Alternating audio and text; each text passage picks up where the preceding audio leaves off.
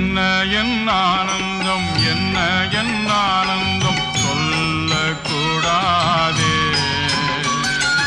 என்ன என் ஆனந்தம், என்ன என் ஆனந்தம் சொல்லக்கூடாதே.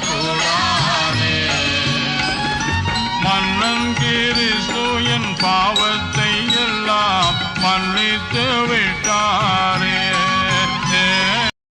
வெள்ளங்கி பொன்மூடி வாத்தியம் மேல் வீட்டில் ஜெய கொடியுடனே மண்ணுலகில் வந்து விண்ணுலகில் சென்ற மன்னனை ஸ்தோத்தரிப்போம்.